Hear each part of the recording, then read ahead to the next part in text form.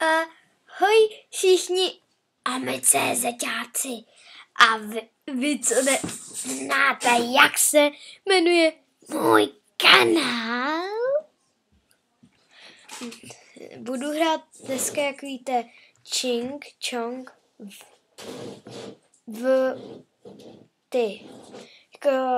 Jako s vámi. S tebou, ty, co se na mě díváš. Nevím, jestli to půjde, ale zkusit to můžu. Tak já budu říkat, ale ty budeš jenom zkoušet. A řekni, kolik jsem vyhrála. Já řeknu třeba. Tak řekni, já budu říkat třeba 2 za sebou. No, ne, tak 3. Jde se na to. Ching Chong 2. Kolik si dal ty? Musí se to bylo jenom na zkoušku.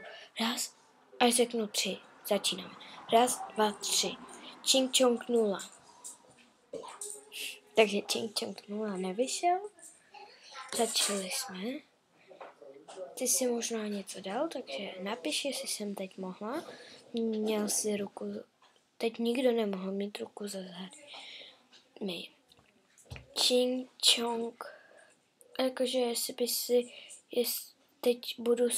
Teď by to bylo takže to bylo předtím pro mě, neměl si to asi. Nemohl si to mít. Teď jako pro tebe je Ching Chong 3, já dám takhle 2 palce nahoru a ty budeš mít něco a řekni, jestli ty bys dal ruku za záda. Ching Chong. Ching Chong. Tak teď budu dávat o 3, kdyby náhodou. Ching Chong. Ching Chong. Ching Chong 2. Tak jo. Takže 2. To by bylo teď pro mě, jestli si dal 0. Mám ruku za zádama.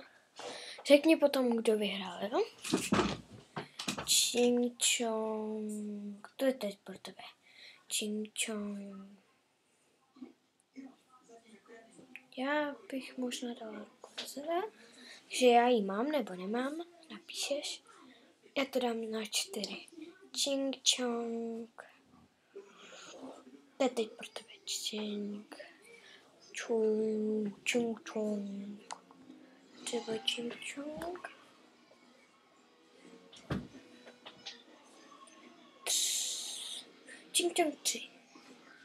Takže by si promiň, to by si mohl mít ruku za záda. Promiň, to se nepočítá. Takže Ching Chong třeba 0.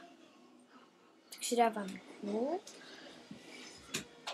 To bylo pro dnešní video všechno a